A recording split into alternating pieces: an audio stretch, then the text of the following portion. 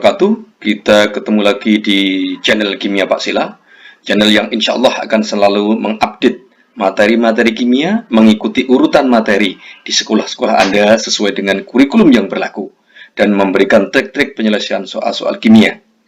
Untuk itu aktifkan lonceng biar Anda senantiasa mendapatkan notifikasi jika ada video-video baru yang kami unggah. Mari kita awali pertemuan kali ini dengan berdoa. Mudah-mudahan Allah Tuhan Yang Maha Kuasa senantiasa membimbing kita untuk memudahkan kita belajar ini. Pada pertemuan kali ini kita akan membahas tentang sifat kolikatif larutan, khususon tentang delta P, penurunan tekanan uap. Ini adalah kelanjutan dari video yang sudah kami unggah kemarin tentang grafik PT atau diagram fase. Baiklah, kita awali tentang penurunan uap kali ini. Ya, Anda perhatikan ini ada satu gelas air atau satu gelas zat cair. Satu gelas zat cair. Cairan itu tersusun atas molekul-molekul yang saling tarik-menarik antar molekul. Ini pelajaran di kelas 10 dulu. Ini kalau air itu tarik-menariknya adalah gaya dipul-dipul, karena air adalah termasuk senyawa polar, sehingga gaya dipul-dipul. Kemudian molekul-molekul dalam cairan senantiasa bergerak secara acak ke segala arah. Ini zat cair akan menguap jika memiliki energi kinetik yang lebih besar dibanding gaya tarik antar molekul dan minimal sama dengan tekanan udara luar. Sama dengan tekanan udara luar. Sekali lagi, di dalam molekul-molekul air saling tarik-menarik antar molekul air menggunakan gaya dipul permanen. Kemudian, di sini ada tekanan udara luar. Ada tekanan udara luar. Meskipun ini tidak ditutup, ini ada tekanan udara luar, tekanan atmosfer. Sehingga zat cair akan menguap, akan naik, akan menguap jika memiliki energi kinetik yang lebih besar dibandingkan gaya tarik antar molekul. Sehingga kalau gaya tarik antar molekulnya ini kecil, maka zat cair ini akan lebih menguap. Sebaliknya, jika gaya tarik menarik antar molekul ini kuat, maka akan susah untuk berubah menjadi uap. Kita lanjutkan. Tekanan uap menggambarkan kecenderungan zat cair untuk menguap. Jika zat cair mudah menguap atau titik didihnya rendah, dikatakan zat cair tersebut memiliki tekanan uap yang besar. Jadi misalnya saja ini alkohol. Alkohol mudah menguap. Itu menunjukkan bahwasanya alkohol itu daya tarik antar molekulnya lemah. Sehingga tekanan uapnya besar karena dia mudah berubah menjadi uap. Tekanannya kuat akan mengalahkan tekanan udara luar dan akan memisahkan alkohol dari fasenya yang cair. Sebaliknya, jika zat cair ini titik didihnya tinggi atau dikatakan tidak mudah menguap, itu artinya daya tarik menarik antar molekul zat cair itu kuat, sehingga perlu energi yang lebih besar untuk memisahkan fase dari cair menjadi uap. Sehingga penguapan zat cair itu ditentukan oleh banyak faktor, oleh kekuatan daya tarik antar molekul, oleh tekanan udara luar, oleh suhu juga. Oke. Kemudian cairan dikatakan mendidih jika semua atau sebagian besar molekulnya memiliki energi kinetik untuk meninggalkan cairan. Jadi kalau ini molekulnya senantiasa bergerak, kemudian juga dipanaskan atau ada pemanasan, sehingga energi kinetiknya yang dimiliki molekul itu adalah lebih besar, makin lama makin besar, maka memiliki energi kinetik yang cukup untuk melepaskan diri dari fase cair. Dikatakan mendidih jika sebagian besar molekulnya itu memiliki energi kinetik yang lebih besar dibandingkan gaya tarik antar molekul, sehingga dia berusaha untuk melepaskan diri dari fase cair menuju fase uap. Ini mohon untuk bisa dipahami dari awal. Kalau pemahaman Anda benar tentang ini, insya Allah untuk soal-soal pemahaman tentang penurunan tekanan uap, Anda akan lebih mudah lagi. Baik, kita lanjutkan. Jika ini larutan dipanaskan, proses pemanasan akan meningkatkan energi kinetik molekul air. Saya ulangi, proses pemanasan akan meningkatkan energi kinetik molekul air, sehingga memungkinkan untuk segera memiliki energi yang lebih besar untuk melawan gaya tarik antar molekul dan tekanan udara luar. Sehingga kalau ini kita panaskan, energi kinetiknya meningkat, sehingga memiliki energi yang kuat untuk melawan gaya tarik antar partikel, kemudian berubah menjadi uap. Ini. Kemudian jika ruangan di atas zat cair tersebut ditutup, misalnya ini ditutup, akan memungkinkan terjadinya kesetimbangan antara zat cair yang menguap dan uap air yang mengembun. Jika kita tutup, maka memungkinkan terjadinya kesetimbangan antara zat cair yang berubah menjadi uap dan uap yang kemudian berubah lagi menjadi embun. Sehingga ketika Anda misalnya menjemur pakaian di tempat yang tertutup, akan sulit untuk kering dibandingkan Anda menjemur pakaian basah di tempat yang terbuka. Kenapa? Karena di tempat yang tertutup, maka akan terjadi kesetimbangan antara baju Anda yang basah untuk berubah menjadi uap, dan uap yang kemudian kembali menjadi zat cair. Ini alasannya kenapa ketika kita menjemur pakaian, diusahakan di tempat yang terbuka, bukan tertutup. Kita lanjutkan. Tekanan yang dimiliki saat terjadi keadaan setimbang antara penguapan dan pengembunan atau tekanan udara luar, ini disebut sebagai tekanan uap jenuh. Jadi tekanan uap jenuh itu terbentuk jika terjadi kesetimbangan antara tekanan yang diakibatkan oleh penguapan dan pengembunan. Baik, mungkin bisa dipahami. Kita lanjutkan lagi pembahasannya. Bagaimana jika ke dalam pelarut kita tambahkan zat terlarut yang tidak menguap? Misalnya ini pemanasan sudah terjadi, kemudian kita tambahkan zat terlarut, garam misalnya, atau gula misalnya, yang tidak menguap. Maka partikel-partikel zat terlarut yang tidak mudah menguap akan menghalangi molekul-molekul pelarut untuk berubah wujud menjadi uap. Jadi ini yang biru ini adalah molekul-molekul pelarut. Karena ada yang merah-merah ini, maka keberadaan partikel-partikel zat terlarut ini akan menghalangi proses berubahnya molekul-molekul pelarut untuk menjadi uap. Sehingga uap yang terbentuk ini lebih banyak atau lebih sedikit? Oke, lebih sedikit. Kenapa? Karena ada yang terhalang oleh molekul-molekul pelarut. Sehingga kalau kita bandingkan tekanan uap pelarut dibandingkan tekanan uap larutan, kira-kira besar yang mana? Besar tekanan uap pelarut. Karena ketika larutan ada yang menghalangi untuk berubah menjadi uap. Itulah sebabnya kenapa sifat koligatif yang pertama kita katakan penurunan tekanan uap. Kenapa? Karena tekanan uapnya menurun. Kenapa menurun? Karena proses penguapan terhalang oleh molekul-molekul zat terlarut. Terhalang oleh molekul-molekul zat terlarut. Jadi molekul-molekul zat terlarut menghalangi molekul-molekul pelarut untuk berubah menjadi uap. Sehingga terjadi penurunan tekanan uap. Oke, bisa dipahami ya?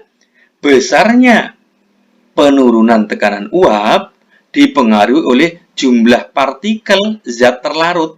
Semakin banyak yang merah-merah ini, maka jumlah molekul yang menguap akan menjadi sedikit karena penghalangnya semakin banyak. Sehingga semakin banyak partikel terlarut, maka penurunan tekanan uap menjadi lebih besar. Kalau penurunannya lebih besar, maka otomatis tekanan uapnya menjadi lebih kecil.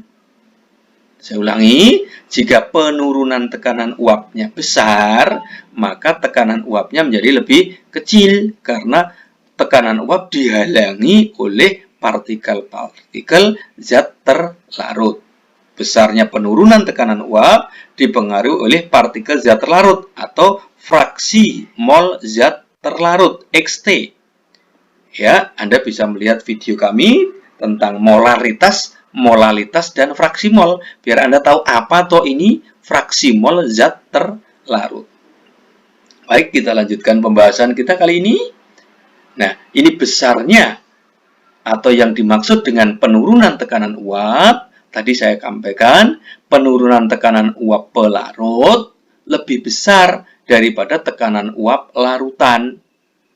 Sehingga penurunan tekanan uap itu selisih antara tekanan uap pelarut murni dan tekanan uap larutan.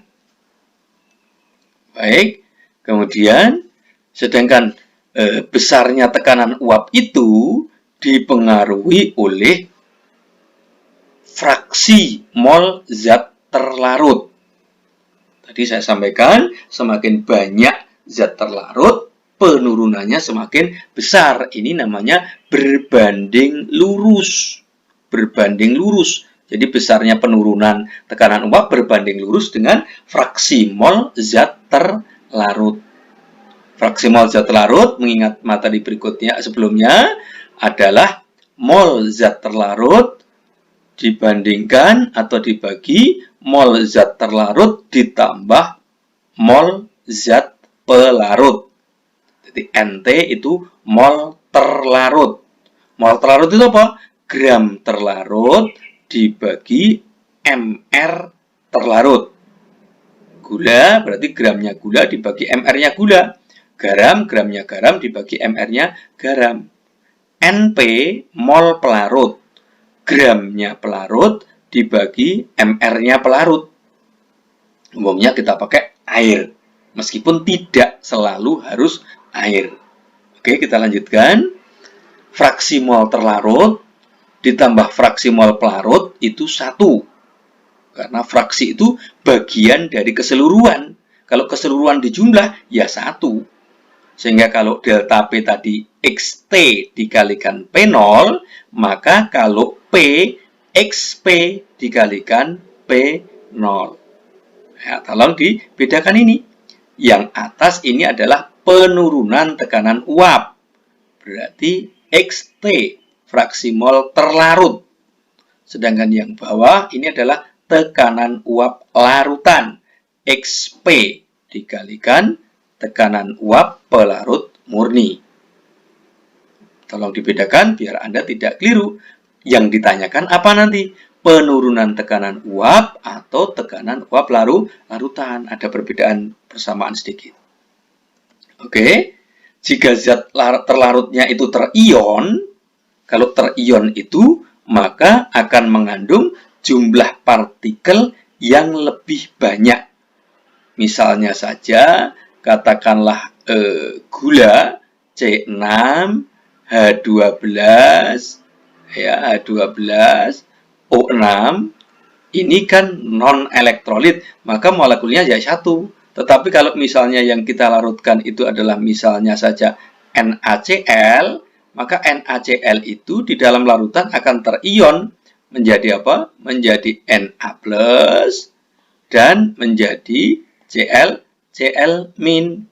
Sehingga kalau yang dilarutkan itu 1 molal, misalnya, maka di dalam larutan itu partikelnya ada 1 molal Na dan 1 molal Cl. Sehingga kalau yang dilarutkan 1 molal, jumlah partikel yang di dalamnya itu bukan 1, tetapi 2, yaitu partikelnya ion natrium dan ion klorin. Sehingga untuk zat yang terlarutnya terion, maka XT itu adalah NT, mol terlarut dikalikan I.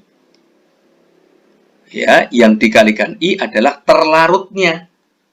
Karena zat elektrolitnya adalah zat yang terlarut, bukan pelarut. I itu apa? I ini disebut sebagai faktor Van Hoff. Faktor Van Hoff. Ya, faktor Van Hoff. Besarnya apa? Oleh Van Hoff dirumuskan besarnya I adalah 1 plus N. min 1 dikalikan alfa. Ini untuk elektrolit lemah. Sedangkan untuk elektrolit kuat, I sama dengan N. Misalnya ini elektrolit kuat NaCl.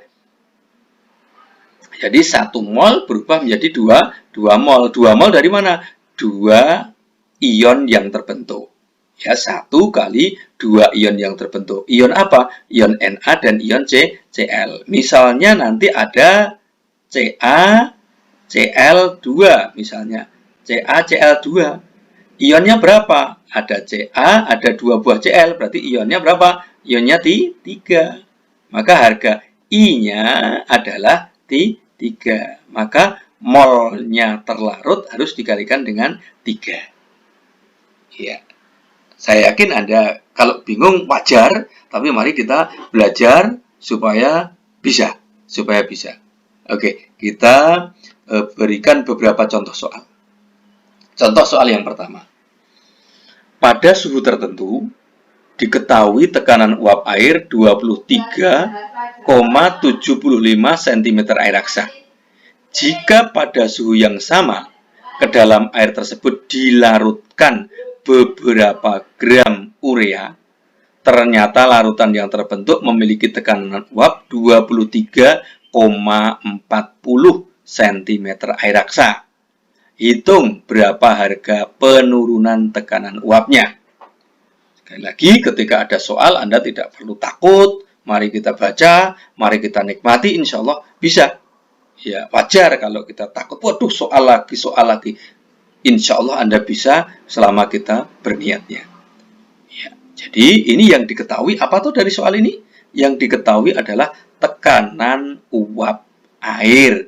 Uap air itu kan pelarut. Ya, tekanan uap air atau tekanan pelarut. Tadi apa? Tekanan uap pelarut itu adalah P0. Tekanan uap larut. Kemudian diketahui apa lagi?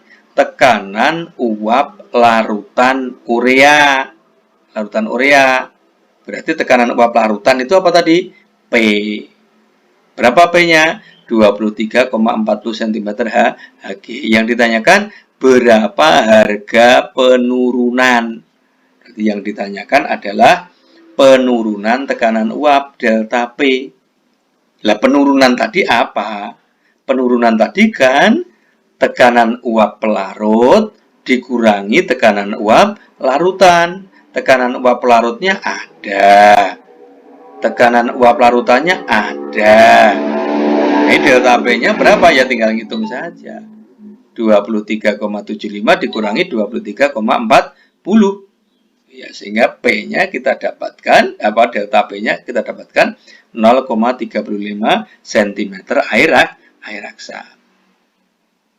Ya, jadi, wah kok kelihatan sulit? Nggak sulit, cuma ngurangi saja kok. Cuma masalah yang penting adalah Anda bisa memahami soal ini. Yang diketahui apa, yang ditanyakan apa. Ini adalah proses berpikirnya. Oke, kita lanjutkan. Contoh soal berikutnya, mari kita lihat. Pada suhu 25 derajat Celcius, tekanan uap air. Berarti apa ini? Ya, P0. Alhamdulillah, Anda bisa. Ini adalah P0, tekanan uap air pelarut ya. Jika MR urea 60 pada suhu yang sama, hitung berapa tekanan uap larutan. Yang ditanyakan berapa tekanan uap larutan. Apa ini yang ditanyakan? Yang ditanyakan adalah P. Oh, P tadi apa? P tadi nanti mencarinya berarti XP. XP dikalikan P0. P0-nya tadi apa? Ini P0-nya tadi sudah ada. Sehingga kita tinggal mencari XP.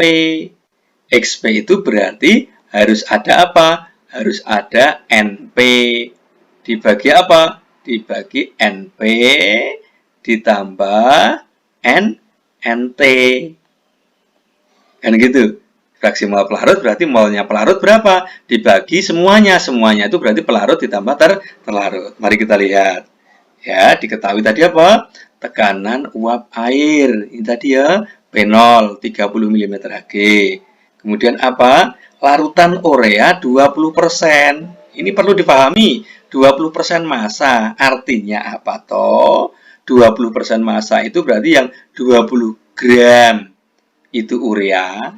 Urea itu apa? Berarti urea itu gram terlarut. Kalau gram terlarutnya ada, maka kita mencari mol terlarut. Mencari ini, mol terlarut. Apa? Gram per mr. Yang terlarut apa? Urea. Berapa? 20. Dibagi mr. Mr-nya siapa? Mr-nya terlarut. Mr-nya terlarut siapa? Urea. Mr-nya urea berapa? 60. Hingga 20 dibagi 60 ketemu 0,33 mol. Ini NT. 20% itu yang 20 terlarut, maka yang 80-nya adalah pelarut.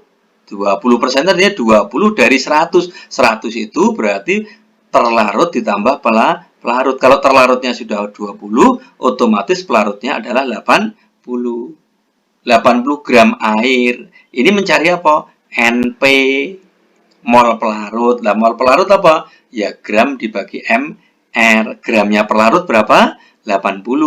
Mr-nya pelarut 18. Mr-nya air. Sehingga ketemu 4,44 mol NP. Nah, tadi P adalah XP kali P0. XP-nya NP dibagi NP ditambah NT dikalikan P0. Semuanya sudah komplit, tinggal ngulek saja. Oke. Ya enggak? Ini tadi dapat ini tadi ya. Molnya terlarut 0,33, molnya pelarut 4,44 tadi ya. Ditanyakan tekanan uap pelarutan. Sehingga P-nya XP dikalikan P0. XP tadi apa? NP dibagi NT tambah NP dikalikan P0. NP-nya ada, NT-nya ada. Tinggal masukkan angkanya. NP-nya 4,444, NT-nya 0,33 ditambah 4,444 kali 30, sehingga kita dapatkan harga P tekanan uap larutan adalah 27,908. Oke, bisa difahami ya. Kita pelan-pelan kita belajar.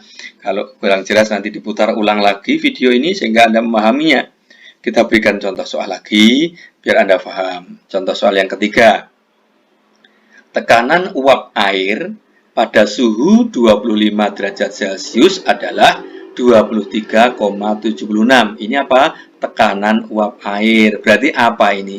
Ini adalah apa? Oke, adalah P0, tekanan uap pelarut. Jika ke dalam 90 gram air, berarti apa? Gram pelarut, ya, gram pelarutnya air dilarutkan 18 gram glukosa, berarti ini apa? Gram terlarut. Maka penurunan tekanan uap apa? Delta P. Ya, delta P. Delta P tadi apa? Delta P tadi adalah XT, ya, dikalikan P0. Berarti Anda harus P0-nya sudah ada ini. Berarti Anda tinggal mencari XT. XT itu berarti apa? XT berarti mol terlarut dibagi molnya terlarut, ya, ditambah molnya pelarut. Molnya pelarut. Ya, berarti Anda mencari mol terlarut dan mol pelarut. Kita lanjutkan. Diketahui ini ya, 90 gram air berarti gram pelarutnya adalah 90. Oke, molnya 90 dibagi 18 berarti 5 mol. Kemudian terlarutnya 18 gram air. Oh, maaf, 18 gram apa nih? Glukosa. Maaf, ini bukan air, tapi ini apa? Glukosa. Maaf, ada salah ketik ya. Ini adalah glukosa. Ya, ini glukosa. Berarti molnya terlarut adalah 18 dibagi 180. 180 ini adalah MR-nya glukosa. Sehingga ketemu 0,1 mol. NT ada, NP ada, P0 ada. Ya, tinggal masukkan saja angkanya. Delta P. Delta P tadi apa? Delta P itu XT kali P0. XT tadi apa? NT dibagi NT tambah NP. NT-nya ada, NP-nya ada, dikalikan P0. NT-nya tadi 0,1, dibagi NT-nya 0,1 tambah 5 kali 23,76. Ketemulah delta P. Bisa ya? Insya Allah Anda bisa. Ya, masih kita lanjutkan lagi soalnya biar Anda paham lagi. Perhatikan soal yang keempat ini. Larutan sukrosa dalam air memiliki penurunan tekanan uap 1/6 P0. Jika P0 adalah tekanan uap jenuh air, maka molalitas larutan adalah, yang ditanyakan adalah molalitas. Ya, ketika kita ingat apa tuh itu molalitas? Molalitas itu adalah apa? Mol ya dalam 1000 gram pelarut. Mol dalam 1000 gram pelarut. Ya, molnya apa? Molnya terlarut. Berarti kata kuncinya Anda mencari molnya terlarut dan gramnya pelarut. Mari kita lihat. 1/6 P0. Ini delta P. Delta P itu rumusnya ditanyakan M ya. Baik, delta P M-nya itu NT 1000 kali NT kali 1000 per gram pelarut ini ya. Kemudian kita lihat di sini delta P itu NT per NT plus NP. Delta P 1/6. Anda perhatikan ini 1/6. Kalau bahasa ini saya rubah menjadi semacam ini. Nah, delta P adalah 1/1 plus 5. 1 plus 5 itu berapa? 6. NT per NT plus NP. Delta P sama dengan 1/1 plus 5. Apa yang Anda lihat? Berarti NT-nya berapa? NT-nya 1. NP-nya berapa? NP-nya 5. Jadi NT-nya sudah tahu. NT-nya berapa? 1. NP-nya 5. Yang ditanya bukan NP, Pak, tapi apa? Gram P. Ya, kita rubah saja. NT-nya 1. NP-nya 5. 5 mol. 5 mol dijadikan gram, ya 5 kali 18, 90 gram. Sehingga molalitasnya bisa kita hitung. Molalitas 1. 1 apa? NT. Dikalikan 1000 dibagi 90. Ketemulah 11,11 molal. Berarti ini jawabannya. Oke, bisa dipahami ya? Oke, masih ada satu lagi soal yang kadang-kadang Anda jengkel melihat soal ini karena soal pemahaman. Soal pemahaman. Ya, biasanya ngitung, bisa dihitung Pak, tapi kalau pemahaman agak susah. Mari kita nikmati soal pemahaman ini. Jika diketahui zat-zat atau larutan berikut, ada alkohol, ada air gula, ada air laut. Dari keempat zat atau larutan di atas, urutkan mulai dari zat yang memiliki tekanan uap paling kecil hingga paling besar. Anda tinggal mengurutkan saja. Yang paling kecil siapa, yang paling besar siapa. Konsep berpikirnya, mari kita lihat. Tekanan uap tadi menggambarkan kecenderungan zat mudah menguap. Semakin mudah menguap, tekanan uap makin besar. Ini kira-kira yang paling mudah menguap siapa? Alkohol. Berarti alkohol yang paling besar. Kan begitu? Jika ke dalam pelarut ditambahkan zat terlarut, akan mengalami penurunan tekanan uap. Semakin banyak partikel terlarut, tekanan uap makin kecil. Berarti yang paling kecil adalah yang paling banyak partikel zat terlarut. Yang paling banyak partikel zat terlarut apa? Air laut.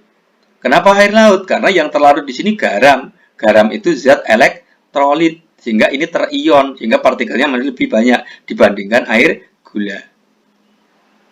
Lah air Pak, ini Anda perhatikan, jika ke dalam pelarut ditambahkan zat terlarut, mengalami penurunan. Berarti lebih besar air atau lebih besar air gula? Tekanan uapnya. Ya lebih besar air, karena ketika ditambahkan gula, maka terjadi penurunan. Oke, kita lihat. Berarti yang paling kecil adalah yang paling banyak zat terlarutnya. Apa tadi? Air laut.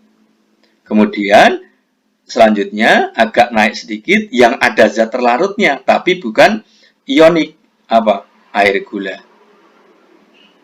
Kemudian air ini tanpa zat terlarut. Kemudian yang paling besar apa? Ya yang paling besar adalah alkohol. Ini yang paling mudah menguap. Yang paling mudah menguap. Oke, bisa dipahami ya. Baik, ini yang bisa kita sampaikan di dalam materi penurunan tekanan uap ini. Mudah-mudahan Anda bisa memahaminya. Sekali lagi, insya Allah mudah-mudahan materi ini akan bermanfaat juga untuk teman-teman Anda. Sehingga saya berharap, sangat berharap untuk Anda men-share video ini ke teman-teman Anda, sehingga teman-teman Anda juga bisa mengambil manfaat dari video ini. Ya, bisa mengambil manfaat dari video ini. Tolong juga yang belum subscribe, tolong subscribe agar video ini juga lebih bermanfaat. Demikian yang bisa kami sampaikan. Tetap semangat, insya Allah Anda bisa selagi Anda mau dan bersemangat. Kita tutup. Assalamualaikum warahmatullahi wabarakatuh.